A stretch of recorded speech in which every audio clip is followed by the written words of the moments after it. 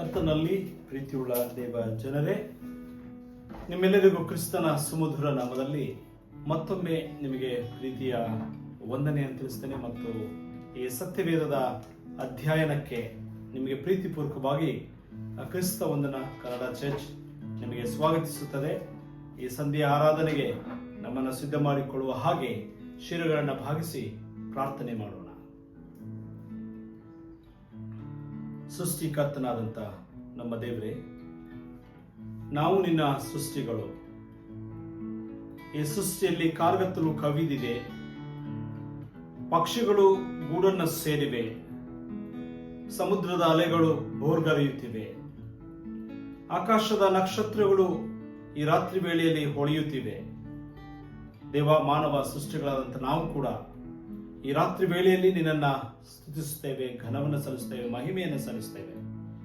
ಈ ಆರಾಧನೆ, ಈ ಅಧ್ಯಯನದ ಸ್ವಾಮಿ ಭಾಗವು ನಿನಗೆ ಮಹಿಮೆಯನ್ನು ತರಲಿ. ಈ ಪ್ರಾರ್ಥನೆಯಲ್ಲಿ ಭಾಗವಹಿಸುವಂತ ಎಲ್ಲರಿಗೆ ನಿನ್ನ ಕೃಪೆ ಕೊಡು ಸ್ವಾಮಿ. ನಿನ್ನ ಸಾನ್ನಿಧ್ಯವನ್ನು ಅನುಗ್ರಹಿಸು.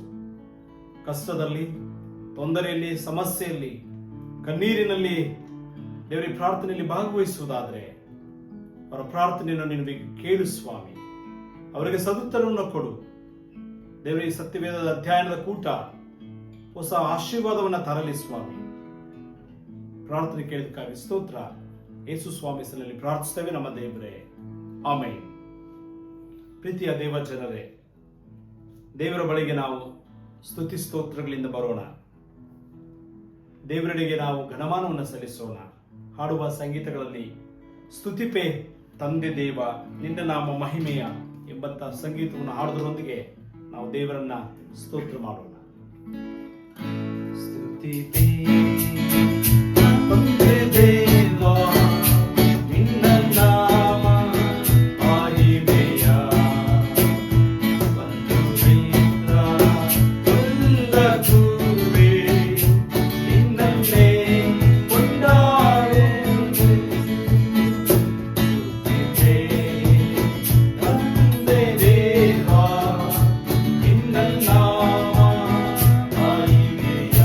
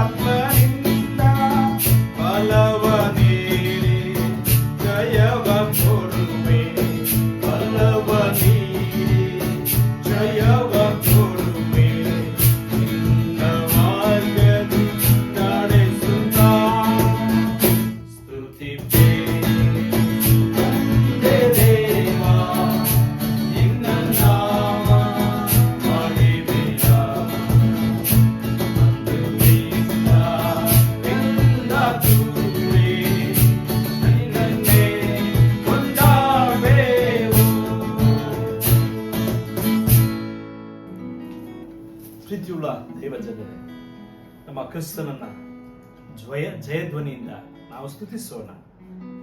ಆತನ ಅಭಯ ನಮಗೆ ಯಾವಾಗಲೂ ಇದೆ. ಆತನ ವಾಕ್ಯ ನಮ್ಮ ಬಾಳಿಗೆ ಆಧಾರವಾಗಿದೆ. ಆದ್ರಿಂದ ಆ ಕ್ರಿಸ್ತನನ್ನ ಈ ಜಯತು ಜಯತು ಕ್ರಿಸ್ತ ಎಂಬಂತ ಸಂಗೀತದೊಂದಿಗೆ ನಾವು ಅದನ್ನು ಸ್ತುತಿಸೋಣ, ನೆನಪಡಿಸೋಣ. ಜಯತು ಜಯ ಕ್ರಿಸ್ತ, ಜಯತು ಜಯ ಕ್ರಿಸ್ತ, ಜಯತು ಜಯ ಕ್ರಿಸ್ತ, ಜಯತು ಜಯ ಕ್ರಿಸ್ತ, ಜಯತು ಜಯ ಕ್ರಿಸ್ತ, ಜಯತು ಜಯ ಕ್ರಿಸ್ತ.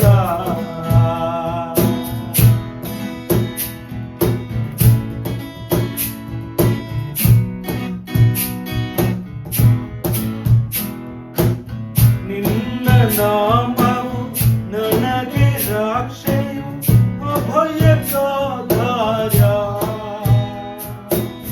ನಿನ್ನ ನಾಮವು ನನ್ನ ರಕ್ಷೆಯು ಅಭಯಕ್ಕಾಧಾರ, ಅಭಯಕ್ಕಾಧಾರ, ಅಭಯಕ್ಕಾಧಾರ. ಜಯತು ಜಯ ಕ್ರಿಸ್ತ, ಜಯತು ಜಯ ಕ್ರಿಸ್ತ, ಜಯತು ಜಯ ಕ್ರಿಸ್ತ.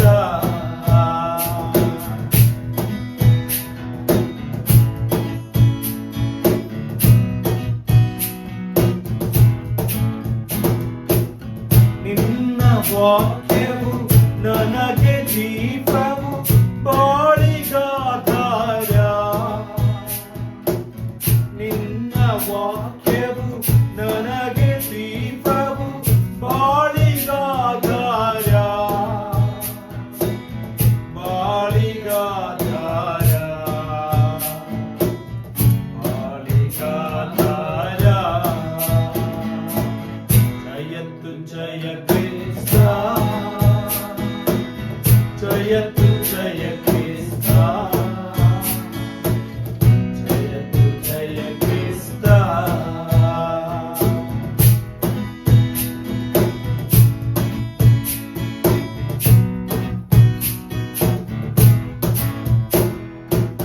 ನಿನ್ನ ದೇಹವು ನನ್ನ ಭೋಜನ ಆತ್ಮಕ್ಕಾಧಾರ,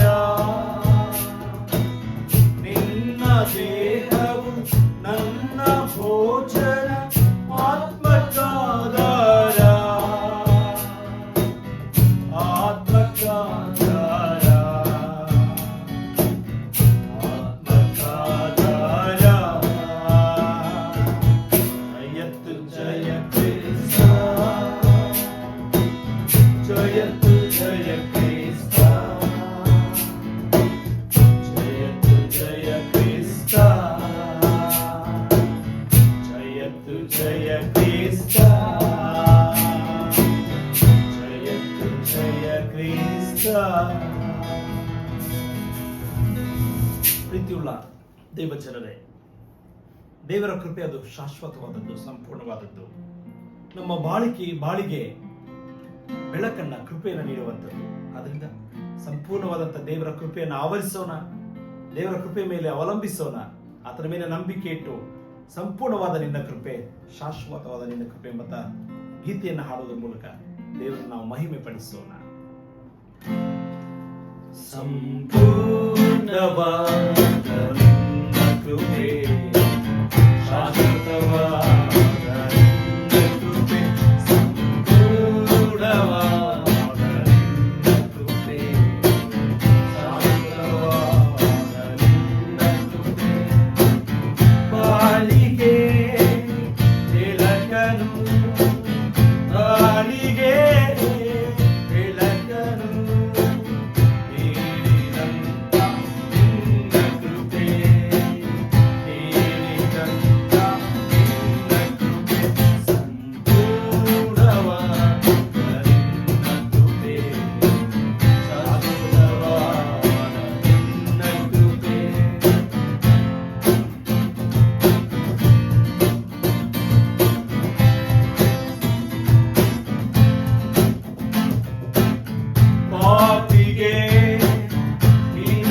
ನಿಲುಗಡೆ ನೀಡುವಂತ ನಿನ್ನ ಕೃಪೆ ಪರಲೋಕದ ಭಾಗ್ಯವ ದಯಪಾಲಿಸುವ ನಿನ್ನ ಕೃಪೆ ಪಾಪಿಗೆ ನಿಲುಗಡೆ ನೀಡಿದಂತ ನಿನ್ನ ಕೃಪೆ ಪರಲೋಕದ ಭಾಗ್ಯವ ದಯಪಾಲಿಸುವ ನಿನ್ನ ಕೃಪೆ ಆತ್ಮದೇವನೇ ನಿನ್ನ ಕೃಪೆ ಆರಾಧನೆಯೇ ನಿನ್ನ ಕೃಪೆ ಆತ್ಮದೇವನೇ ನಿನ್ನ ಕೃಪೆ ಆರಾಧನೆಯೇ ನಿನ್ನ ಕೃಪೆ ಸಂಪೂರ್ಣವಾದ ನಿನ್ನ ಕೃಪೆ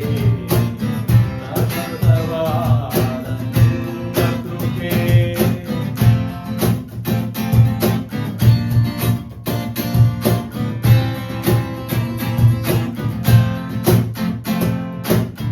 ಕರುಣೆಯ ತೋರಿದ ಪರಿಶುದ್ಧವಾದಂತ ನಿನ್ನ ಕೃಪೆ ನಿತ್ಯವಾದ ಮರಣದಿಂದ ಕಾಪಾಡಿದಂತ ನಿನ್ನ ಕೃಪೆ ಕರುಣೆಯ ತೋರಿದ ಪರಿಶುದ್ಧವಾದಂತ ನಿನ್ನ ಕೃಪೆ ನಿತ್ಯವಾದ ಮರಣದಿಂದ ಕಾಪಾಡಿದಂತ ನಿನ್ನ ಕೃಪೆ ಆತ್ಮದೇವನೇ ನಿನ್ನ ಕೃಪೆ ಆರಾಧನೆಯೇ ನಿನ್ನ ಕೃಪೆ ಆತ್ಮದೇವನೇ ನಿನ್ನ ಕೃಪೆ ಆರೋಗ್ಯದ ನಿನ್ನ ಕೃಪೆ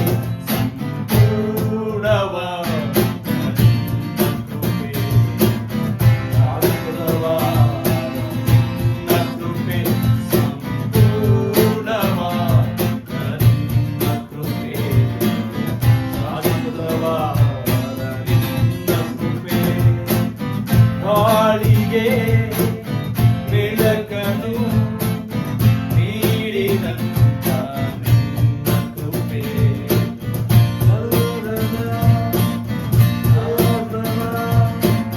ದಯಪಾಲಿಸುವ ನಿನ್ನ ಕೃಪೆ ನೀಡುವ ನೀಡಿದಂತ ನಿನ್ನ ಕೃಪೆ ಪರಲೋಕದ ಭಾಗ್ಯವ ದಯಪಾಲಿಸುವ ನಿನ್ನ ಕೃಪೆ ಆತ್ಮದೇವನೇ ನಿನ್ನ ಕೃಪೆ ಆರಾಧನೆಯೇ ನಿನ್ನ ಕೃಪೆ ಆತ್ಮದೇವನೇ ನಿನ್ನ ಕೃಪೆ ಆರಾಧನೆಯೇ ನಿನ್ನ ಕೃಪೆ. ಕರ್ತನಲ್ಲಿ ಪ್ರೀತಿಯುಳ್ಳ ದೇವ ಜನರೇ, ನಿಮ್ಮೆಲ್ಲರಿಗೂ ಕ್ರಿಸ್ತನ ಸುಮಧುರ ನಾಮದಲ್ಲಿ ಮತ್ತೊಮ್ಮೆ ಈ ಸಂಧ್ಯಾ ವಂದನೆಗಳನ್ನು ತಿಳಿಸುತ್ತದೆ ಮತ್ತು ವಿಶೇಷವಾಗಿ ಕ್ರಿಸ್ತ ವಂದನಾ ಕನ್ನಡ ದೇವಾಲಯ ಶಾರ್ಜಾ ನಮ್ಮ ಸಭೆ ನಿಮ್ಮೆಲ್ಲರಿಗೆ ಪ್ರೀತಿಯ ಸ್ವಾಗತವನ್ನು ನಾವು ಬಯಸುತ್ತೇವೆ. ಈ ಸಂಧ್ಯಾ ಆರಾಧನೆಗೆ ಮತ್ತು ದೇವರ ವಾಕ್ಯದ ಧ್ಯಾನಕ್ಕೆ ನಮ್ಮನ್ನು ಸಿದ್ಧ ಮಾಡಿಕೊಳ್ಳುವ ಹಾಗೆ ಪ್ರಾರ್ಥನೆ ಮಾಡೋಣ. ದೇವರ ಸಹಾಯವನ್ನು ನಾವು ಕೇಳೋಣ. ಈ ಆರಾಧನೆ, ಈ ವಾಕ್ಯ ಸಂದೇಶ ನಮ್ಮೆಲ್ಲರನ್ನ ಮುಟ್ಟಲಿ. ಆಮೇಲೆ ಪ್ರಾರ್ಥನೆ ಮಾಡೋಣ. ಅನುದಿನವೂ ಪ್ರತಿಕ್ಷಣವೂ ನಮಗೆ ಸಹಾಯವನ್ನು ಕೃಪೆಯನ್ನು ನೀಡುವಂಥ ನಮ್ಮ ಸ್ವರ್ಗೀಯ ದೇವರೇ, ನಿನ್ನ ಪರಮೋನ್ನತ ಪರಿಶುದ್ಧ ನಾಮಕ್ಕೆ ಸ್ತೋತ್ರವಾಗಲಿ. ಈ ಸಂಧ್ಯಾ ಹೊತ್ತಿನಲ್ಲಿ ಮತ್ತೊಮ್ಮೆ ದೇವರೇ, ನಿನ್ನ ವಾಕ್ಯದ ಅಧ್ಯಯನಕ್ಕಾಗಿ ನಾವು ಕೂಡಿ ಬಂದಿದ್ದೇವೆ. ಸ್ವಾಮಿ, ನಿನ್ನ ವಾಕ್ಯ ಅದು ಸತ್ಯವಾದದ್ದು, ನಿನ್ನ ವಾಕ್ಯ ಅದು ಸಜೀವವಾದದ್ದು, ನಿನ್ನ ವಾಕ್ಯ ಕಾರ್ಯಸಾಧಕವಾದದ್ದು ಸ್ವಾಮಿ. ಯಾವ ಇಬ್ಬಾಯಿ ಕತ್ತಿಗಿಂತಲೂ ಹದವಾದದ್ದು ಸ್ವಾಮಿ. ದೇವರೇ, ಇದು ಮನುಷ್ಯ ಮಾತ್ರದವರಿಂದ ಬರೆಯಲ್ಪಟ್ಟಿದ್ದಲ್ಲ, ಬದಲಾಗಿ ನಿನ್ನ ವಾಕ್ಯವು ದೈವ ಪ್ರೇರಿತವಾದಂಥ ವಾಕ್ಯ ಸ್ವಾಮಿ. ಈ ವಾಕ್ಯವನ್ನು ನಾವು ಆಲೋಚಿಸುವಾಗ, ಧ್ಯಾನಿಸುವಾಗ ನಮ್ಮ ಹೃದಯದಲ್ಲಿ ಕಾರ್ಯ ಮಾಡಲಿಕ್ಕಾಗ್ತಾನೆ. ದೇವರಿನ ವಾಕ್ಯವನ್ನು ಕಲಿಯುವಾಗ ಜೀವನದಲ್ಲಿ ಬರುವಂಥ ಎಲ್ಲ ಹೋರಾಟಗಳು, ಕಷ್ಟಗಳು, ಹಿಂಸೆಗಳ ಮಧ್ಯದಲ್ಲಿ ನಾವು ಸಾಕ್ಷಿತವಾದಂಥ ಜೀವನವನ್ನು ಮಾಡಲು ಸಹಾಯ ಮಾಡು ದೇವ. ಸ್ವಾಮಿ, ನಮ್ಮನ್ನೇ ನಿನಗೆ ಸಮರ್ಪಿಸುತ್ತೇವೆ. ಈ ಧ್ಯಾನದ ಭಾಗದಲ್ಲಿ ನಿನ್ನ ಆತ್ಮನಿಂದ ನಮ್ಮನ್ನು ತುಂಬಿಸು. ಈ ವಾಕ್ಯ ಸಂದೇಶವನ್ನು ಕೇಳುವಂಥ ಪ್ರತಿಯೊಬ್ಬರನ್ನು ನೀನು ಮುಟ್ಟು ಸ್ವಾಮಿ. ಯೇಸು ಸ್ವಾಮಿ ಹೆಸರಿನಲ್ಲಿ ಪ್ರಾರ್ಥಿಸಿ ಬೇಡುತ್ತೇವೆ ನಮ್ಮ ದೇವರೇ, ಆಮೆನ್. ಪ್ರೀತಿಯುಳ್ಳ ದೇವ ಜನರೇ, ನಾವು ಈಗಾಗಲೇ ಯೇಸು ಸ್ವಾಮಿಯ ಪರ್ವತ ಪ್ರಸಂಗದ ಕುರಿತು ಒಂದಿಷ್ಟು ಧ್ಯಾನವನ್ನು ನಾವು ಮಾಡುತ್ತಾ ಬಂದಿದ್ದೇವೆ. ಯೇಸುವಿನ ಪರ್ವತ ಪ್ರಸಂಗದಲ್ಲಿ ಮುಖ್ಯವಾಗಿ ಬಿಯಾಟಿಟ್ಯೂಡ್ಸ್ ಅಥವಾ ಧನ್ಯತೆಯ ವಚನಗಳು ಎಂಬುದಾಗಿ ನಾವು ಕರೆಯುತ್ತೇವೆ. ಧನ್ಯತೆಯ ವಚನದ ಕಡೆಯ ಭಾಗವಾದಂಥ ಮತ್ತಾಯನು ಬರೆದ ಸುವಾರ್ತೆ 5ನೇ ಅಧ್ಯಾಯ 10ನೇ ವಚನದಲ್ಲಿ ಹೀಗೆ ಬರೆಯಲ್ಪಟ್ಟಿದೆ: ನೀತಿಯ ನಿಮಿತ್ತವಾಗಿ ಹಿಂಸೆಯನ್ನು ತಾಳಿಕೊಳ್ಳುವವರು ಧನ್ಯರು, ಪರಲೋಕ ರಾಜ್ಯವು ಅವರದು ಎಂಬುದಾಗಿ ಯೇಸು ಇಲ್ಲಿ ತಿಳಿಸುತ್ತಾ ಇದ್ದಾನೆ. ನೀತಿಯ ನಿಮಿತ್ತವಾಗಿ ಹಿಂಸೆಯನ್ನು ತಾಳಿಕೊಳ್ಳುವವರು ಧನ್ಯರು, ಪರಲೋಕ ರಾಜ್ಯವು ಅವರದು. Blessed are those who are persecuted for righteousness' sake, for there is the kingdom of heaven. ಕ್ರಿಸ್ತನನ್ನು ಅನುಸರಿಸುವಾಗ, ಕ್ರಿಸ್ತನನ್ನು ನಾವು ಹಿಂಬಾಲಿಸುವಾಗ ಅಥವಾ ಕ್ರಿಸ್ತನ ಅನುಯಾಯಿಗಳಾಗಿ ನಾವು ಬಾಳುವಾಗ ಅವಮಾನಗಳು, ಹಿಂಸೆ, ಸಂಕಟಗಳು ಖಂಡಿತ ಒದಗಿ ಬರುತ್ತವೆ ಎಂಬುದಾಗಿ ಈ ವಾಕ್ಯ ನಮಗೆ ಎಚ್ಚರಿಕೆಯನ್ನು ನೀಡುತ್ತದೆ. ಎಲ್ಲ ಪರಿಸ್ಥಿತಿಗಳನ್ನು ದಾಟುವಾಗ ಸ್ವಾಮಿ ಇಲ್ಲೊಂದು ಪ್ರತಿಫಲವನ್ನು ನಮಗೆ ತಿಳಿಸುತ್ತದೆ. ಪರಲೋಕದ ಆಶೀರ್ವಾದ ನಮಗಿದೆ ಎಂಬುದಾಗಿ ಯೇಸು ಸ್ವಾಮಿ ನಮಗೆ ಧೈರ್ಯಪಡಿಸುತ್ತಾ ಇದ್ದಾನೆ. ಪ್ರೀತಿಯ ದೈವಜನರೇ, ಯೇಸು ಸ್ವಾಮಿ ಲೋಕದ ಜೀವನದಲ್ಲಿ ಅನೇಕ ಕಷ್ಟಗಳು, ಸಂಕಟಗಳನ್ನು, ಹಿಂಸೆಯನ್ನು ಆತನು ತಾಳಿದ. ಎಷ್ಟರ ಮಟ್ಟಿಗೆ ಎಂಬುದಾಗಿ ಹೇಳುವಾಗ ತನ್ನ ಜೀವವನ್ನೇ ತೆಗೆದರು, ತನಗೆ ಮರಣವನ್ನು ಉಂಟು ಮಾಡಿದರು, ಆತನಿಗೆ ಮರಣ ಶಿಕ್ಷೆಯನ್ನು ಕೊಟ್ಟರು, ಶಿಲುಬೆಯಲ್ಲಿ ಆತನನ್ನು ತೂಗು ಹಾಕಿದರು, ಮುಳ್ಳಿನ ಕಿರೀಟವನ್ನು ಧರಿಸಿದರು, ಬಾರುಕೋಲಿನಿಂದ ಚಡಿಗಳಿಂದ ಹೊಡೆದರು, ಅವನ ಮುಖಕ್ಕೆ ಹುಗುಳಿದಿರು, ಅವಮಾನ ಮಾಡಿದರು. ಇಷ್ಟೆಲ್ಲ ಹಿಂಸೆಯನ್ನು ತಾಳಿದಂಥ ಕ್ರಿಸ್ತ ನಮಗೂ ಕೂಡ ಇಂದಿನ ಸಂದೇಶದಿಂದ ನಾನು ಲೋಕವನ್ನು ಜಯಿಸಿದ್ದೇನೆ, ಧೈರ್ಯವಾಗಿರಿ, ಲೋಕದಲ್ಲಿ ನಿಮಗೆ ಸಂಕಟಗಳುಂಟು ಎಂಬುದಾಗಿ ಯೇಸು ಮುನ್ನೆಚ್ಚರಿಕೆಯನ್ನು ಆತನ ವಿಶ್ವಾಸಿಗಳಾದಂಥ ನಮಗೆ ಆತನು ತಿಳಿಸುತ್ತಾ ಇದ್ದಾನೆ. ಪ್ರೀತಿಯ ದೇವಜನರೇ, ಅನೇಕ ಬೋಧಕರು ಬೋಧಿಸ್ತಾರೆ, ನೀವು ಯೇಸುವನ್ನು ನಂಬ್ರಿ, ನಿಮಗೆ ಒಳ್ಳೆಯದಾಗ್ತದೆ, ಯೇಸುವಿನ ಬಳಿಗೆ ಬನ್ನಿರಿ, ನಿಮಗೆ ಸಮಾಧಾನ ಸಿಗ್ತದೆ, ಯೇಸುವಿನ ಬಳಿಗೆ ನೀವು ಬರುವಾಗ ನಿಮಗೆ ರಕ್ಷಣೆ ಸಿಗ್ತದೆ, ಯೇಸುವಿನ ಬಳಿಗೆ ಬಂದರೆ ನಿಮಗೆ ಸಾಲ ಮನ್ನಾ ಆಗ್ತದೆ, ಯೇಸು ಸ್ವಾಮಿ ಬಳಿಗೆ ಬಂದರೆ ನಿಮ್ಮ ಕಷ್ಟಗಳೆಲ್ಲವೂ ಪರಿಹಾರ ಆಗ್ತದೆ. ಇಂಥ ಸಮೃದ್ಧ ದೈವಶಾಸ್ತ್ರ ಅಥವಾ ಪ್ರಾಸ್ಪರಸ್ ಥಿಯೋಲಜಿಯನ್ನು ಬೋಧಿಸುವಂಥ ಬೋಧನೆಗೆ ಯೇಸುವಿನ ಇಂದಿನ ಮಾತು ಅವರ ದೈವಶಾಸ್ತ್ರವನ್ನು ಅಥವಾ ಅವರ ಚಿಂತನೆಗಳನ್ನು ಬುಡಮೇಲು ಮಾಡುವಂಥ ಆ ಸಂದೇಶವಾಗಿದೆ. ಯೇಸುವಿನ ಬಳಿಗೆ ಬರುವಾಗ ನಿನಗೆ ಶಾಂತಿ, ಸಮಾಧಾನ ಅದಲ್ಲ, ಬದಲಾಗಿ ಕಷ್ಟಗಳನ್ನು ಎದುರಿಸಬೇಕು, ಸಮಸ್ಯೆಗಳನ್ನು ಎದುರಿಸಬೇಕು ಅಲ್ವಾ? ಜೀವನ ಅಥವಾ ಕ್ರೈಸ್ತ ಜೀವನ ಸುಲಭವಾದದ್ದಲ್ಲ. ಕ್ರೈಸ್ತ ಜೀವನ ಅದು ಅಗಲವಾದಂಥ ಮಾರ್ಗವಲ್ಲ, ಬದಲಾಗಿ ಕ್ರಿಸ್ತನ ಜೀವನ ಅಥವಾ ಕ್ರಿಸ್ತನನ್ನು ನಾವು ನಂಬಿ ಜೀವಿಸುವಾಗ ಇಕ್ಕಟ್ಟಾದಂಥ ದಾರಿಯಲ್ಲಿ ನಡಿಬೇಕು ಎಂಬುದಾಗಿ ತನ್ನ ಕೇಳುಗರಿಗೆ ಆತನು ತಿಳಿಸುತ್ತಾ ಇದ್ದಾನೆ. ಪ್ರೀತಿಯುಳ್ಳ ದೇವಜನರೇ, ಹಾಗಾದರೆ ಮೊದಲನೇದಾಗಿ ಹಿಂಸೆ ಅಂದರೆ ಏನು? ಹಿಂಸೆ, ಸಂಕಟ, ಇದು ಮಾನವನನ್ನು ಕುಗ್ಗಿಸುವಂಥ ಸ್ಥಿತಿಗಳು, ಮನುಷ್ಯತ್ವದ ವಿರುದ್ಧವಾದಂಥ ಅನುಭವಗಳು, ಒಬ್ಬರಿಗೆ ಹಿಂಸಿಸುವಂಥದ್ದು, ನೋವು ಕೊಡುವಂಥದ್ದು, ದಬ್ಬಾಳಿಕೆ ಮಾಡುವಂಥದ್ದು, ಶೋಷಿಸುವಂಥದ್ದು, ಇವುಗಳು ಕ್ರೈಸ್ತ ಜೀವನದಲ್ಲಿ ಜೊತೆಗೆ ಯಾವಾಗಲೂ ಇದೆ ಎಂಬಂಥ ಧೈರ್ಯವನ್ನು ಯೇಸು ನಮಗೆ ತಿಳಿಸುತ್ತಾ ಇದ್ದಾನೆ. ಪ್ರೀತಿಯ ದೈವಜನರೇ, ಈ ಹಿಂಸೆಯ ಜೀವನವೇ ಅಲ್ಲ, ಇದರ ಹೊರತಾಗಿ ಪರಲೋಕ ರಾಜ್ಯವು ನಿಮ್ಮದು ಎಂಬುದಾಗಿ ಯೇಸು ನಮಗೊಂದು ಭರವಸೆಯ ಜೀವನಕ್ಕೆ ಕರೆಯುತ್ತಾ ಇದ್ದಾನೆ. ಇಲ್ಲಿ ಯೇಸು ನೀತಿಯ ನಿಮಿತ್ತವಾಗಿ ಹಿಂಸೆಯನ್ನು ಹೊಂದಿದವರಿಗೆ ಆಶೀರ್ವಾದ. ಅಂದರೆ ಕೆಲವರು ತಮ್ಮ ಸ್ವಂತ ಮೂರ್ಖತನದಿಂದ ಅಥವಾ ಆತುರದ ನಿರ್ಧಾರಗಳಿಂದ ಕೆಲವೊಮ್ಮೆ ಸಮಸ್ಯೆಗಳಿಗೆ ಸಿಲುಕಿ ಹಾಕಿಕೊಳ್ಳುತ್ತಾರೆ. ತಮ್ಮಿಂದ ತಾವೇ ಕೆಲವೊಮ್ಮೆ ಕೇಡನ್ನು ಉಂಟು ಮಾಡಿಕೊಳ್ಳುತ್ತಾರೆ. ತಮ್ಮ ಆತುರದ ನಿರ್ಧಾರಗಳು, ಅವಿವೇಕತನದ ವರ್ತನೆಗಳಿಂದ ಹಿಂಸೆಗೆ ಒಳಗಾಗುತ್ತವೆ. ಇಂಥವರಿಗೆ ಯೇಸು ಭರವಸೆಯನ್ನು ನೀಡುವುದಿಲ್ಲ.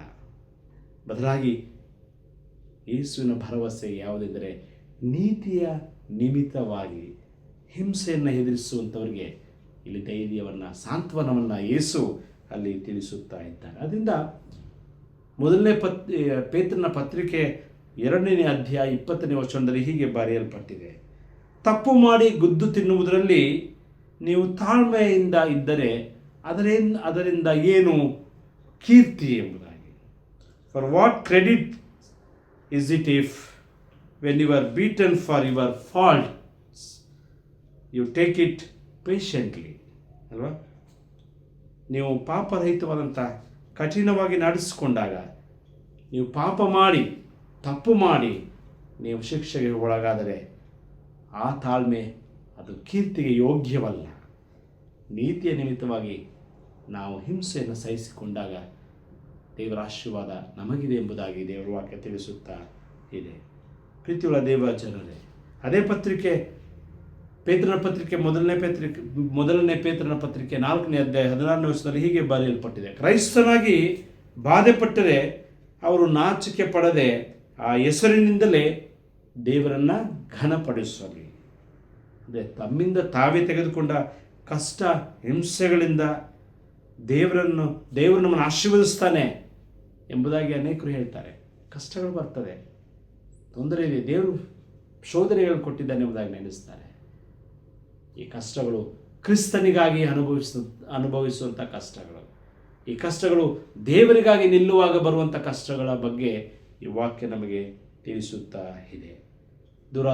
ದುಷ್ಟವಶಾತ್ ಕೆಲವರು ಹಿಂಸೆಯನ್ನು ಅನುಭವಿಸುತ್ತಿದ್ದಾರೆ, ಕಷ್ಟಗಳನ್ನು ಎದುರಿಸುತ್ತಿದ್ದಾರೆ. ಆ ಕಷ್ಟಗಳಲ್ಲ, ಕ್ರಿಸ್ತನ ರಾಜ್ಯಕ್ಕಾಗಿ, ಕ್ರಿಸ್ತನ ನೀತಿಗಾಗಿ, ಕ್ರಿಸ್ತನ ರಾಜ್ಯದ ಸ್ಥಾಪನೆಗಾಗಿ ನಿಲ್ಲುವಾಗ ಬರುವಂಥ ಕಷ್ಟಗಳು ಅವು ನಮ್ಮನ್ನು ಧೈರ್ಯಪಡಿಸ್ತದೆ, ಅವು ನಮಗೆ ಸಾಂತ್ವನ ಕೊಡುತ್ತದೆ. ದೇವರು ನಮ್ಮ ಜೊತೆಗಿದ್ದು ನಮ್ಮನ್ನು ನಡೆಸ್ತಾನೆ ಎಂಬುದಾಗಿ ಈ ವಾಕ್ಯದ ಸಂದೇಶವಾಗಿದೆ. ಪ್ರೀತಿಯುಳ್ಳ ದೇವ ಜನರು, ಯೇಸು ಇಲ್ಲಿ ಹಿಂಸೆಯನ್ನು ಅನುಭವಿಸಲು ಪ್ರಚೋದಿಸುತ್ತಿಲ್ಲ ಅಥವಾ ತಪ್ಪುಗಳಿಂದ ಉಂಟಾಗುವಂಥ ಹಿಂಸೆಗೆ ನೀವು ಧನ್ಯರು ಎಂಬುದಾಗಿ ಬರೆಯುವುದಿಲ್ಲ. ಬದಲಾಗಿ ಯೇಸುವನ್ನು ನಾವು ಅಂಗೀಕರಿಸುವಾಗ, ಯೇಸುವನ್ನು ನಾವು ನಂಬುವಾಗ ಅನೇಕ ನಮ್ಮ ಕುಟುಂಬಗಳಿಂದ, ನಮ್ಮ ಸಮುದಾಯಗಳಿಂದ, ನಮ್ಮ ನೆರೆಯವರಿಂದ ಅನೇಕ ತಿರಸ್ಕಾರಗಳು, ಹಿಂಸೆಗಳು ಬರಬಹುದು. ಅದರಿಂದ ನೀವು ಧೈರ್ಯಗೆಡದಿರಿ, ನಾನು ಲೋಕವನ್ನು ಜಯಿಸಿದ್ದೇನೆ ಎಂಬುದಾಗಿ ಯೇಸು ನಮಗೆ ಧೈರ್ಯವನ್ನು ತಿಳಿಸುತ್ತಾ ಇದ್ದಾನೆ. ಆದ್ದರಿಂದ ಯೋಹಾನ ಬರೆಸುವಂಥ 16ನೇ ಅಧ್ಯಾಯ 33ನೇ ವಚನ: ಲೋಕದಲ್ಲಿ ನಿಮಗೆ ಕಷ್ಟಗಳುಂಟು, ನೀವು ಹೆದರಬೇಡ್ರಿ, ಕುಗ್ಗಬೇಡ್ರಿ, ನಾನು ಲೋಕವನ್ನು ಜಯಿಸಿದ್ದೇನೆ ಅಲ್ವಾ? ಯೇಸುವಿನ ಜೀವನ ಅಥವಾ ಶಿಷ್ಯರ ಜೀವನ ಚರಿತ್ರೆಯನ್ನು ನೋಡುವಾಗ ಅವರು ಕೂಡ ಯೇಸುವಿನಂತೆ ಅವರು ಕೂಡ ಈ ಲೋಕದ ಜೀವನದಲ್ಲಿ ಅವರು ಹಿಂಸೆಯನ್ನು ಅನುಭವಿಸಿದರು ಅಥವಾ ಸಾಕ್ಷಿಗಳಾದರು, ತಮ್ಮ ಜೀವವನ್ನೇ ಅರ್ಪಿಸಿದರು, ಅನೇಕ ಸಭೆಗಳನ್ನು ಕಟ್ಟಿದರು. ಎರಡನೇದಾಗಿ ದೇವರ ರಾಜ್ಯಕ್ಕಾಗಿ ಬದುಕುವುದಕ್ಕಾಗಿ ಹಿಂಸೆ, ದೇವರ ರಾಜ್ಯಕ್ಕಾಗಿ ಹಿಂಸೆ ಪಡುವಂಥದ್ದು. Living for his kingdom involves persecution. ಪ್ರಸ್ತುತ ದಿನದಲ್ಲಿ ಪ್ರಪಂಚದಾದ್ಯಂತ ಅನೇಕ ಕ್ರೈಸ್ತ ಸಭೆಗಳು ಇಂದು ಹಿಂಸೆಯನ್ನು ಅನುಭವಿಸುತ್ತಾ ಇದೆ. ಸ್ವತಂತ್ರವಾಗಿ ಆರಾಧಿಸಲು ಆಗ್ತಿಲ್ಲ, ಸ್ವತಂತ್ರವಾಗಿ ದೇವರ ವಾಕ್ಯವನ್ನು ಓದಲು ಕೂಡ ವಾತಾವರಣ ಸರಿ ಇಲ್ಲದಂಥ ಪರಿಸ್ಥಿತಿಗಳಿವೆ. ಅಂಥ ವಾತಾವರಣದಲ್ಲಿ ಈ ವಾಕ್ಯ ನಮಗೆ ಒಂದಿಷ್ಟು ಧೈರ್ಯವನ್ನು ಕೊಡುತ್ತದೆ. ಸಭಾಚರಿತ್ರೆಯನ್ನು ನಾವು ಕಲಿಯುವಾಗ ಅನೇಕ ಕ್ರೈಸ್ತರನ್ನು ಗರಗಸಗಳಿಂದ ಕೊಯ್ದರು, ಕುದಿಯುವಂಥ ಎಣ್ಣೆಗೆ ಹಾಕಿದರು, ಪ್ರಾಣಿಗಳ ಚರ್ಮದಿಂದ ಹೊಲಿದು ಬಿಸಿಲಿಗೆ ಹಾಕಿದರು, ಅನೇಕರನ್ನು ಶಿಲುಬೆಗೆ ಹಾಕಿದರು. ಈ ನಿಮಿತ್ತ, ಈ ಹಿಂಸೆಯ ನಿಮಿತ್ತ ಅನೇಕ ಕ್ರೈಸ್ತರು ದೇಶಗಳವರೆಗೆ ಅವರು ಚದುರಿಸಲ್ಪಟ್ಟರು. ಬೇರೆ ಬೇರೆ ಕಡೆ ಅವರು ಪ್ರಯಾಣಿಸಿದರು, ಓಡಿ ಹೋಗುವ ಪರಿಸ್ಥಿತಿಗಳು ಬಂತು. ಹಾಗಾಗಿ ಕೂಡ ತಾವು ಚದುರಿಸಲ್ಪಟ್ಟ ಸ್ಥಿತಿಯಲ್ಲಿ ಅವರೆಲ್ಲಿದ್ದರು, ಹೇಗಿದ್ದರು, ಕ್ರಿಸ್ತನಿಗೆ ಸಾಕ್ಷಿಯಾಗಿ ಬಾಳಿದರು. ಕ್ರೈಸ್ತ ಸಭೆಗಳನ್ನು ಕಟ್ಟಿದರು, ಕ್ರಿಸ್ತನ ದೇವಾಲಯಗಳನ್ನು ಕಟ್ಟಿದರು, ಅನೇಕರನ್ನು ಕ್ರಿಸ್ತನ ಕಡೆಗೆ ತೆಗೆದುಕೊಂಡು ಬಂದು ತಮ್ಮ ಜೀವನದ ಮೂಲಕ, ತಮ್ಮ ಆತ್ಮಸಾಕ್ಷಿಯ ಮೂಲಕ ಅನೇಕ ಕ್ರೈಸ್ತ ಸಭೆಗಳನ್ನು ಚರಿತ್ರೆಯಲ್ಲಿ ಕಟ್ಟಿದಂಥ ಚರಿತ್ರೆಗಳನ್ನು ನಾವು ನೋಡ್ತೇವೆ. ಪ್ರೀತಿಯ ದೇವ ಜನರೇ, ಯೇಸು ಹೇಳ್ತಾ ಇದ್ದಾನೆ, ನೀತಿಯ ನಿಮಿತ್ತ ಹಿಂಸೆಯನ್ನು ತಾಳಿಕೊಳ್ಳುವರು ಧನ್ಯರು. ನಮಗೆ ಯಾರಾದರೂ ಬೈದರೆ ನಾವು ಸಹಿಸ್ಕೊಳ್ಳೋದಿಲ್ಲ, ಏನಾದರೂ ಹೇಳಿದರೆ ನಾವು ತಿರುಗಿ ಟಾಂಗ್ ಕೊಡ್ತೇವೆ, ತಿರುಗಿ ನಾವು ಪ್ರತ್ಯುತ್ತರ ಕೊಡ್ತೇವೆ. ಇನ್ನು ಹಿಂಸೆ ಬಂದರೆ ಸ್ವಾಮಿಯಾಗಿ ನಿಲ್ತೇವ? ನಮ್ಮನ್ನು ನಾವು ಪ್ರಶ್ನೆ ಮಾಡಿಕೊಳ್ಳಬೇಕು. ಇನ್ನೊಬ್ಬರು ಏನಾದರೂ ಮಾತನಾಡುವಾಗ ನಾವು ಇನ್ನೊಬ್ಬರಿಗೆ ಚುಚ್ಚಿ ಮಾತಾಡ್ತೇವೆ. ಕ್ರೈಸ್ತ ಜೀವನ ಅದಲ್ಲ, ಕ್ರೈಸ್ತ ಜೀವನ ಅದಲ್ಲ. ಯೇಸು ಕರೆಯುವಂಥದ್ದು ಹಿಂಸೆಯನ್ನು ತಾಳ್ಕೊಳ್ಬೇಕೆಂಬುದಾಗಿ. ಮೂರನೇ ವಿಚಾರ, ಹಿಂಸೆ ನಮ್ಮನ್ನು ಪರಿಪಕ್ವತೆಗೊಳಿಸುತ್ತದೆ ಅಥವಾ ಸಂಪೂರ್ಣತೆಯಾಗಿ ನಮ್ಮನ್ನು ಮಾಡುತ್ತದೆ.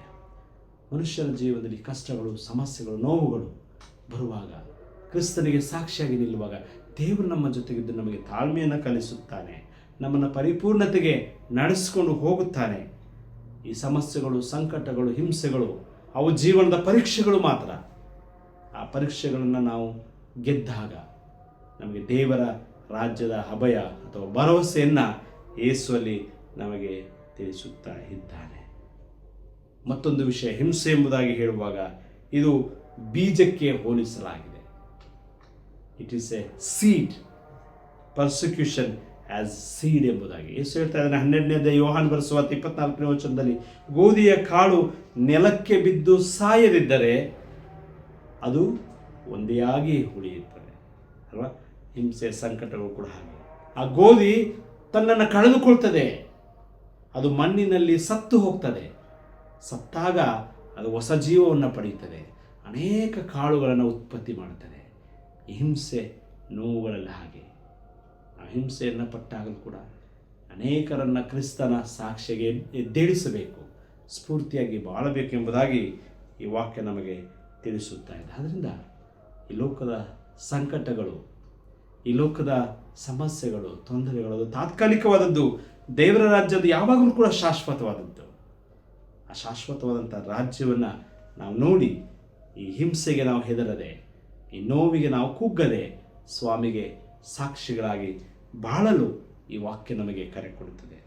ಪ್ರೀತಿಯ ದೇವ ಜನರೇ, ದೇವರ ರಾಜ್ಯದ ಉದ್ದೇಶಗಳಿಗಾಗಿ ನಾವು ಬಾಳುವಾಗ ಎಲ್ಲ ಸಮಸ್ಯೆಗಳು ನಮಗೆ ಸಿದ್ಧವಾಗಿದೆ.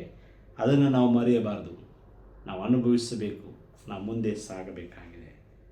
How should Christian response to persecution? ಈ ಸಮಸ್ಯೆಗಳಿಗೆ ನಮ್ಮ ಪ್ರತಿಕ್ರಿಯೆಗಳು ಏನು? ಕ್ರಿಸ್ತನ ಅನುಯಾಯಿಗಳಾಗಿ ನಾವು ಈ ಲೋಕದಲ್ಲಿ ಜೀವಿಸುವಾಗ ನಮಗೇನೇ ಪರಿಸ್ಥಿತಿಗಳು ಬಂದರೂ ಕೂಡ ನಾವು ಧೈರ್ಯದಿಂದ ಸ್ವಾಮಿಗಾಗಿ ಬಾಳೋಣ, ಸ್ವಾಮಿಗಾಗಿ ಜೀವಿಸೋಣ. ಕಷ್ಟಗಳಿಗೆ, ಹಿಂಸೆಗಳಿಗೆ ನಾವು ಕುಗ್ಗಿ ಹೋಗೋದು ಬೇಡ. ಕ್ರಿಸ್ತನನ್ನು ಕೂಡ ಕೊಂದರು, ಕ್ರಿಸ್ತನನ್ನು ಕೂಡ ಲೋಕ ಮುಗಿಸಿತು. ಆದರೆ ದೇವರು ನ್ಯಾಯವನ್ನು ಒದಗಿಸಿದ. 3ನೇ ದಿನ ಆತನು ಜೀವವನ್ನು ಕೊಟ್ಟ ಅಲ್ವಾ?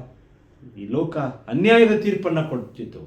ಅದು ದೇವರ ತೀರ್ಪು, ಪುನರುತ್ಥಾನ, ನ್ಯಾಯದ ತೀರ್ಪು, ಧರ್ಮದ ತೀರ್ಪನ್ನು ದೇವರಲ್ಲಿ ನೀಡುತ್ತಾ ಇದ್ದಾನೆ. ಪ್ರೀತಿಯ ದೇವ ಜನರೇ, ಯೇಸು ಸ್ವಾಮಿಗಾಗಿ ನಾವು ನಂಬಿಗಸ್ತರಾಗಿ ಜೀವಿಸುವಾಗ ವಿರೋಧಗಳು ಉಂಟಾಗಬಹುದು, ಹಗೆತನಗಳು ಬರಬಹುದು ಅಲ್ವಾ? ಅಪೊಸ್ತಲನಾದ ಪೌಲನು ಕೂಡ 2ನೇ ಕೊರಿಂಥ ಪತ್ರಿಕೆ 6ನೇ ಅಧ್ಯಾಯ 4ನೇ ವಚನ ಮತ್ತು 5ನೇ ವಚನದಲ್ಲಿ ಹೀಗೆ ಬರೆಯಲ್ಪಟ್ಟಿದ್ದಾನೆ. ಆತನು ಅನುಭವಿಸಿದ ಕಷ್ಟ, ಸಂಕಟಗಳು, ವಿಪತ್ತುಗಳು, ಹೊಡೆತಗಳು, ಸೆರೆವಾಸ, ಗಲಭೆಗಳು, ಶ್ರಮೆ, ನಿದ್ರೆ ಇಲ್ಲದಂಥ ರಾತ್ರಿಗಳು, ಹಸಿವು, ಇವೆಲ್ಲವನ್ನ ಕೂಡ ಸಹಿಸಿಕೊಂಡು ತನ್ನ ಜೀವನವನ್ನು ಕ್ರಿಸ್ತನಿಗಾಗಿ ಆತನು ಸಭೆಗಳನ್ನು ಕಟ್ಟಿದ, ಕ್ರಿಸ್ತನಿಗಾಗಿ ಅನೇಕ ಪ್ರಯಾಣಗಳನ್ನು ಮಾಡಿದ. ಕಷ್ಟಗಳಿಗೆ ಹೆದರಲಿಲ್ಲ ಪೌಲ, ನೋವುಗಳಿಗೆ ಕುಗ್ಗಿ ಹೋಗಲಿಲ್ಲ. ಅನೇಕ ಪತ್ರಿಕೆಗಳನ್ನು ಬರೀತಾರೆ. ಸೆರೆಮನೆಯಲ್ಲಿ ಕೂತ್ಕೊಂಡು ಆತನು ಕ್ರೈಸ್ತ ಸಭೆಗೆ ಪತ್ರಗಳನ್ನು ಬರೆದ, ಸಭೆಗಳನ್ನು ಕಟ್ಟಿದ. ಪ್ರೀತಿಯ ದೇವ ಜನರೇ, ಆರಂಭದ ಕ್ರೈಸ್ತರು ಕೂಡ ಕ್ರೈಸ್ತ ಸಭೆಯ ಸ್ಥಾಪನೆಗಾಗಿ ತಾವು ಹತಸಾಕ್ಷಿಗಳಾದರು, ತಮ್ಮ ಜೀವವನ್ನೇ ಅರ್ಪಿಸಿದರು. ತಾವು ಯಾವತ್ತೂ ಕೂಡ ಹೆದರಲಿಲ್ಲ. ಜೀವನ ತೆಗೆಯುವಷ್ಟು ಹೋರಾಟ ಬಂದಾಗಲೂ ಕೂಡ ಕ್ರಿಸ್ತನಿಗಾಗಿ ಬಾಳಿದರು. ಇವತ್ತು ನಾವು ಕೂಡ ಹಾಡ್ತೇವೆ ದೃಢೀಕರಣದ ಸಂದರ್ಭದಲ್ಲಿ, ನಾ ಬಾಳುವೆ ನಿನಗಾಗಿ, ಸಾಯುವೆ ನಿನಗಾಗಿ. ನಿಜವಾಗಿ ನಾವು ನಮ್ಮ ಮಾತುಗಳಿಗೆ, ನಮ್ಮ ಒಡಂಬಡಿಕೆಗೆ ನಾವು ಬದ್ಧರಾಗಿದ್ದೇವೆಯೋ? ನಾ ಸತ್ತರೂ ನಿನಗಾಗಿಯೇ, ಬದುಕಿದರೂ ನಿನಗಾಗಿ ಎಂಬುದಾಗಿ ಅನೇಕರು ಹಾಡ್ತಾರೆ. ಸಂತೋಷ. ನಿಜವಾಗಿಯೂ ಕ್ರಿಸ್ತನಿಗಾಗಿ ಬದುಕ್ತಾ ಇದ್ದಾರ? ನಿಜವಾಗಿ ಅವರು ಕ್ರಿಸ್ತನಿಗಾಗಿ ಸಾಯ್ತಾರ? ಪರಿಸ್ಥಿತಿಗಳು ಬೇರೆ ಬಂದಾಗ, ಕಷ್ಟಗಳು ಬಂದಾಗ ಓಡಿ ಹೋಗುವುದಿಲ್ಲವೇ ನಾವು? ಅನೇಕರು ಕ್ರಿಸ್ತನಿಗೆ ಕೂಡ ನಾವು ಬೆನ್ನು ತೋರಿಸಿ ಓಡಿ ಹೋಗುವಂಥ ಪರಿಸ್ಥಿತಿಗಳು ಬರ್ತವೆ. ನಾವು ಹಾಡೋದು ಮುಖ್ಯ ಅಲ್ಲ, ನಮ್ಮ ಜೀವನದಲ್ಲಿ ನಾವು ಅಳವಡಿಸ್ಕೊಳ್ಬೇಕು. ನಾನು ಕ್ರಿಸ್ತನಿಗಾಗಿ ಬಾಳ್ತೇನೆ ಸ್ವಾಮಿ, ಕ್ರಿಸ್ತನಿಗಾಗಿ ನನ್ನ ಜೀವನ ಕೊಡ್ತೇನೆ, ನಾನು ಪ್ರಾಕ್ಟಿಕಲ್ ಆಗಿ ಜೀವನ ಮಾಡಬೇಕು. ಅದು ಸ್ವಾಮಿಯನ್ನು ನಾವು ಸ್ವಾಮಿ ಮೆಚ್ಚುತ್ತಾ ಇದ್ದಾನೆ. ಪ್ರೀತಿಯ ದೇವ ಜನರೇ, ಕ್ರೈಸ್ತನನ್ನು ಹಿಂಬಾಲಿಸುವಾಗ ಯೇಸು ಹೇಳ್ತಾ ಇದ್ದಾನೆ, ನನ್ನ ಹಿಂದೆ ಬರುವವನು ತನ್ನ ಶಿಲುಬೆಯನ್ನು ಹೊತ್ತುಕೊಂಡು ನನ್ನ ಹಿಂದೆ ಬರಲಿ. ಯೇಸು ತನ್ನ ಶಿಷ್ಯತ್ವಕ್ಕೆ ಕರೆಯುವ ಪ್ರಾರಂಭದಲ್ಲೇ ಹೇಳ್ತಾ ಇದ್ದಾನೆ, ನೀವು ಶಿಲುಬೆ ಹೊರಬೇಕು. ಸುಖ ಜೀವನವಿಲ್ಲ, ಸುಪ್ಪತ್ತಿಗೆ ಜೀವನವಿಲ್ಲ, ಹೂವಿನ ಹಾದಿ ಇಲ್ಲ, ಮುಳ್ಳಿನ ಹಾದಿ, ಶಿಲುಬೆಯ ಹಾದಿ. ಶಿಲುಬೆಯನ್ನು ಹೊರಬೇಕು. ನನ್ನ ಹಿಂದೆ ಬರುವವನು ತನ್ನನ್ನು ನಿರಾಕರಿಸಿಕೊಂಡು ತನ್ನ ಶಿಲುಬೆಯನ್ನು ಹೊತ್ತುಕೊಂಡು ನನ್ನ ಹಿಂದೆ ಬರಲಿ. ಕಷ್ಟ, ಸಂಕಟ, ನೋವು, ಮರಣದ ಸ್ಥಿತಿ ಅದು ಶಿಲುಬೆ. ಪ್ರೀತಿಯ ದೇವಜನರೇ, ಸ್ವಾಮಿಗೆ ನಾವು ನಂಬಿಗಸ್ತರಾಗಿ ಬಾಳೋಣ. ಕ್ರಿಸ್ತನೇ ನಮಗೆ ಮಾರ್ಗದರ್ಶಕನಾಗಿದ್ದಾನೆ. ಈ ಸಂಕಟಗಳು ಬರುವಾಗ ನಾವು ಭದ್ರವಾಗಿ ನಿಲ್ಲಲು ನಮಗೆ ಕ್ರಿಸ್ತ ಸ್ಫೂರ್ತಿಯನ್ನು ನೀಡಲಿ, ಬಲವನ್ನು ಕೊಡಲಿ. ಸ್ವಾಮಿಗೆ ನಾವು ಸಾಕ್ಷಿಯಾಗಿ ಬಾಳೋಣ. ಆಮೇಲೆ ಪ್ರಾರ್ಥನೆ ಮಾಡೋಣ. ಪರಲೋಕದ ದೇವರೇ, ನಿನ್ನ ಮಹಾಪರಿಶುದ್ಧ ನಾಮಕ್ಕೆ ನಾವು ಸ್ತೋತ್ರ ಮಾಡುತ್ತೇವೆ. ಈ ವಾಕ್ಯದ ಹಿನ್ನೆಲೆಯಲ್ಲಿ ದೇವರೇ, ಈ ಲೋಕದ ಜೀವನದಲ್ಲಿ ಹಿಂಸೆ, ಕಷ್ಟಗಳು ಬರುವಾಗ ಅದನ್ನು ಸಹಿಸಿಕೊಂಡು ಮುಂದೆ ಸಾಗಲು ನಿನ್ನ ಶಿಲುಬೆ ನಮಗೆ ಶಕ್ತಿ ಕೊಡಲಿ. ಈ ಲೋಕದಲ್ಲಿ ನೀನು ಜೀವಿಸುವಾಗ ಅನೇಕ ಹಿಂಸೆಗಳನ್ನು ಅನುಭವಿಸಿದೆ ಕರ್ತನೆ. ದೇವರೇ, ನಿನಗೆ ಕೊರಡೆ ಪೆಟ್ಟು ಕೊಟ್ಟರು, ಶಿಲುಬೆಗೆ ಹೇರಿಸಿದರು ಸ್ವಾಮಿ, ನಿನ್ನ ಮುಖಕ್ಕೆ ಉಗುಳಿದರು. ಅದು ನೀನು ಯಾವುದಕ್ಕೂ ಕುಗ್ಗದೆ ಸ್ವಾಮಿ ನೀನು ದೇವರನ್ನ ಆತುಕೊಂಡೆ. ನಾವು ಈ ಜೀವನದ ಯಾತ್ರೆಯಲ್ಲಿ ಬರುವಂಥ ಕಷ್ಟಗಳಿಗೆ ಹೆದರದೆ ನಿನ್ನನ್ನು ಆತುಕೊಂಡು ನಿನಗೆ ಸಾಕ್ಷಿಯುತ ಜೀವನ ಮಾಡಲು ಸಹಾಯ ಮಾಡು ದೇವರೇ. ದೇವರು, ನಮ್ಮ ಬದುಕನ್ನು ನಿನ್ನ ಹಸ್ತಕ್ಕೆ ನಾವು ಸಮರ್ಪಿಸ್ತೇವೆ. ಪ್ರಾರ್ಥನೆ ಕೇಳಿಕಾಗಿ ಸ್ತೋತ್ರ. ಯೇಸು ಸ್ವಾಮಿ ಸಲ್ಲಿ ಪ್ರಾರ್ಥಿಸ್ತೇವೆ ನಮ್ಮ ದೇವರೇ, ಆಮೇಲೆ. ನಾವು ಒಟ್ಟಾಗಿ ಕರ್ತನ ಪ್ರಾರ್ಥನೆ ಮಾಡೋಣ. ಪರಲೋಕದಲ್ಲಿ ನಮ್ಮ ತಂದೆಯೇ, ನಿನ್ನ ನಮ್ಮ ಪರಿಶುದ್ಧಂದು ಎನಿಸಲ್ಪಡಲಿ, ನಿನ್ನ ರಾಜ್ಯವು ಬರಲಿ, ನಿಮ್ಮ ಚಿತ್ತವು ಪರಲೋಕದ ನೆರವೇರುವ ಪ್ರಕಾರ ಭೂಲೋಕದಲ್ಲಿಯೂ ನೆರವೇರಲಿ. ನಮ್ಮ ಆನಂದದಿಂದ ಹಾರುತ್ತ ನಮಗೆ ದಯಪಾಲಿಸು. ನಮಗೆ ತಪ್ಪು ಮಾಡದನ್ನು ನಾವು ಕ್ಷಮಿಸುವಂತೆ ನಮ್ಮ ತಪ್ಪುಗಳನ್ನು ಕ್ಷಮಿಸು. ನಮ್ಮ ಶೋಧನೆಗೆ ಸೇರಿಸಿದ ಕೇಳಿದ ತಪ್ಪಿಸು. ರಾಜ್ಯವು, ಬಲವು, ಮಹಿಮೆಯು ಸದಾಕಾಲ ನಿನ್ನವೇ, ಆಮೇಲೆ. ವಿಶ್ವಾಸದಿಂದ ದೇವರ ಆಶೀರ್ವಾದವನ್ನು ಹೊಂದಿಕೊಳ್ಳಿ.